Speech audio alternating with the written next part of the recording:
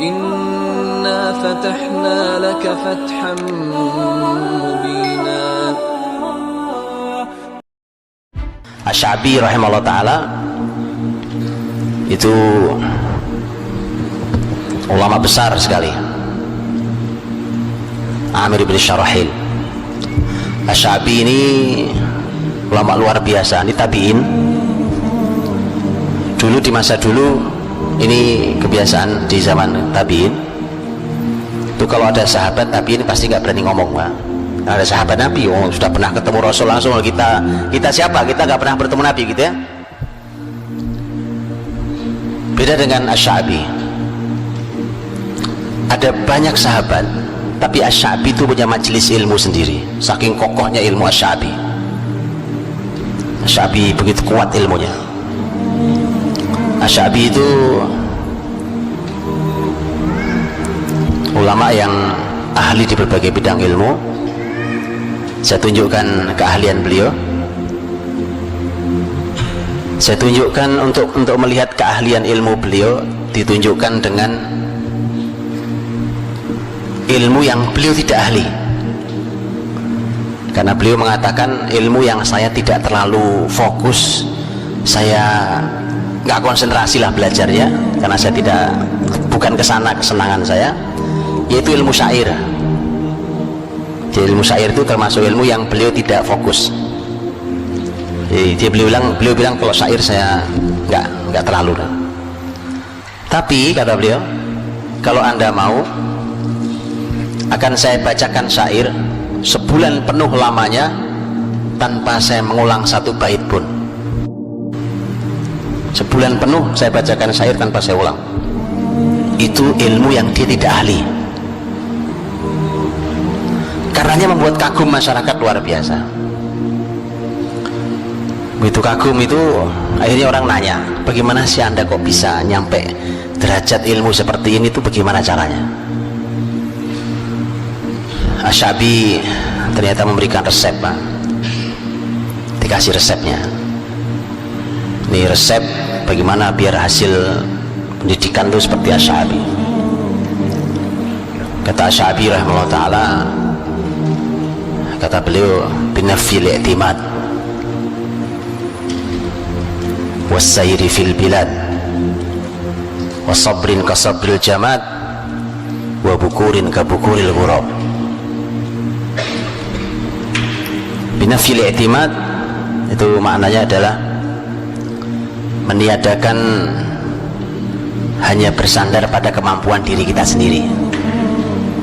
Jadi jangan merasa, wah saya ini memang orang pinter, Pak, saya ini hafalannya memang kuat, Pak, gitu ya. Jangan itu, karena untuk orang berilmu itu tidak cukup. Berapa banyak orang hafalannya kuat ya, tapi tidak punya ilmu yang cukup. Karenanya jangan bersandar pada kemampuan diri sendiri. Maksudnya minta tolong sama Allah, biar dimudahkan Allah, biar dimudahkan Allah. Sahabat yang meriwayatkan hadis paling banyak Abu Hurairah radhiyallahu anhu. Abu Hurairah 5374 riwayat hadis dari Abu Hurairah, jalur Abu Hurairah. Abu Hurairah itu kan bukan orang yang hafalannya kuat aslinya, tapi kenapa dia menjadi perawi hadis terbanyak 5374? Ada di antara kita yang hafal 5000 hadis? 55 deh, 5 bukan 5000, 5. Ambil angka depannya saja 5, kan 5, 3, 7, 4, 5 saja. Abu Hurairah itu tidak punya hafalan kuat. Karena itu dia datang ke Rasul SAW, sadar, saya kok hari ini belajar lupa besok. Ya kalau itu kan kita banget ya, makanya saya ceritakan yang kita banget ya. Saya nggak ceritakan yang aneh-aneh, yang susah jangkaunya.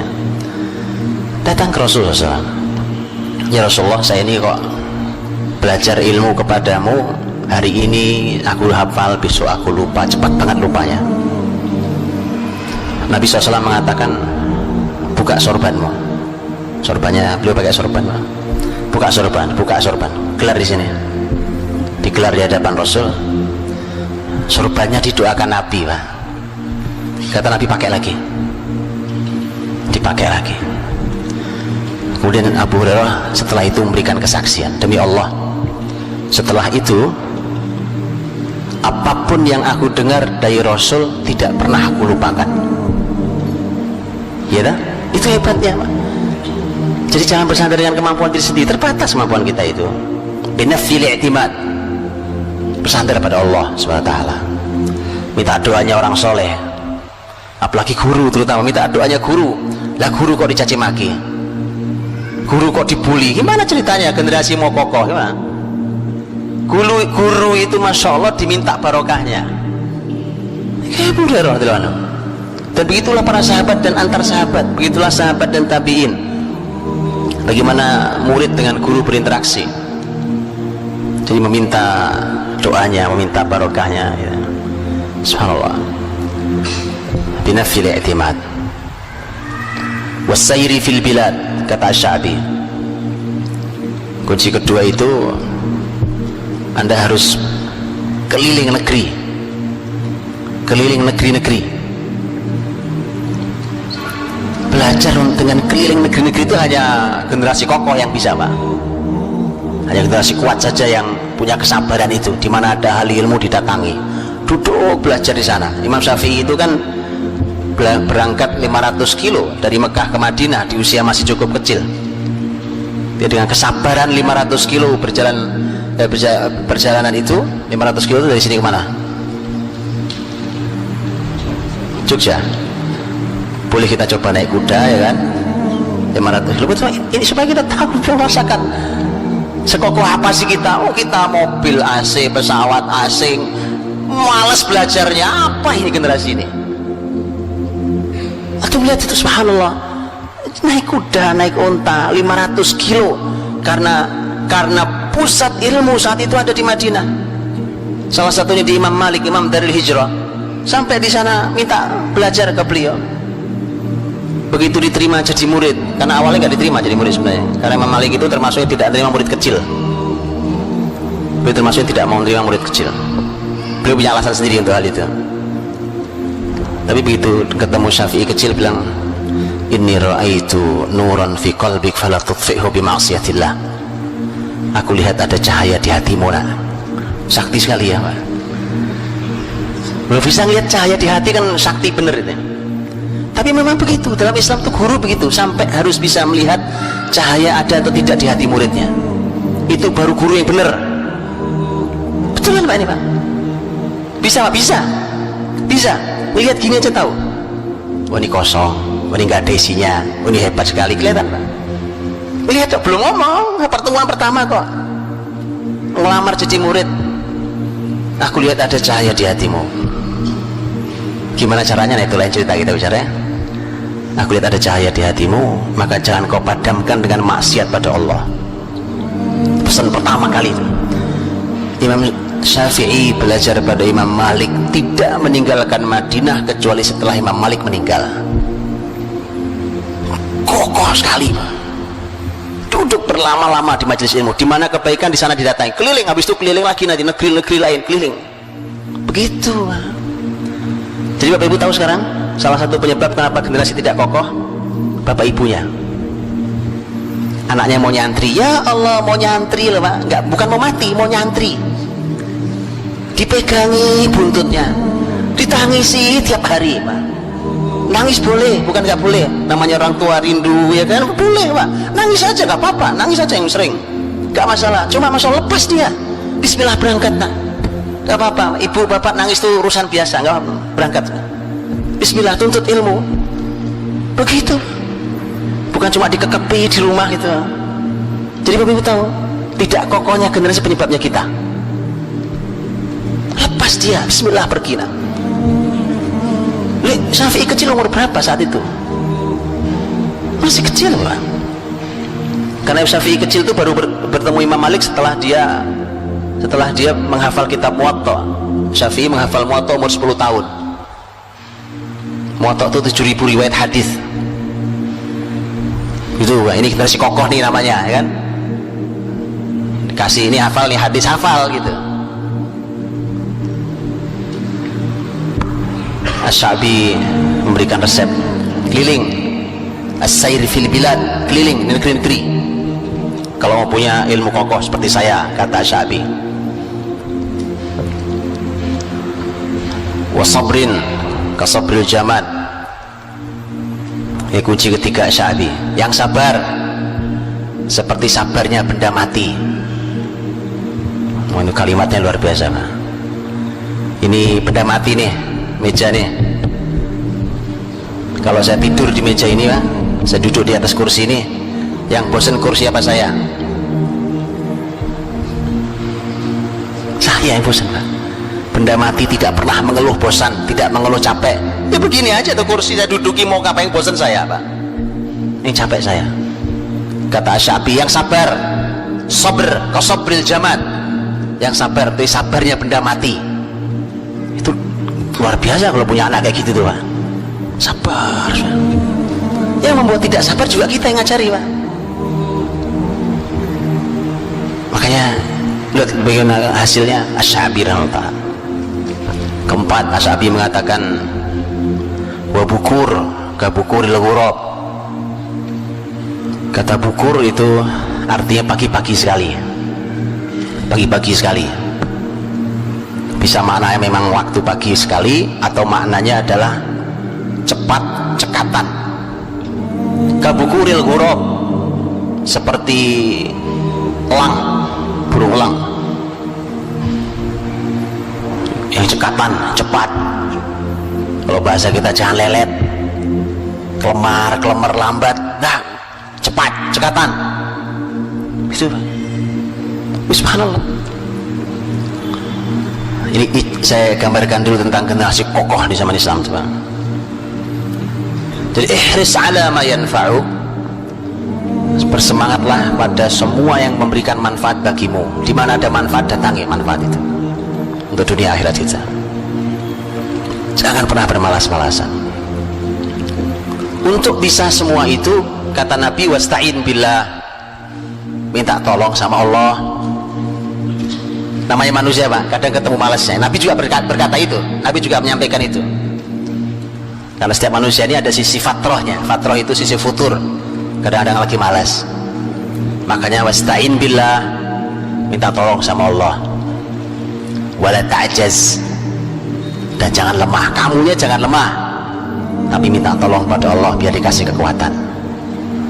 Nah, yang membuat kita lemah, lihat, Pak, adalah, lihat kalimat setelahnya, wala taqul law anni fa'altu kadza lakana kadza wa kadza.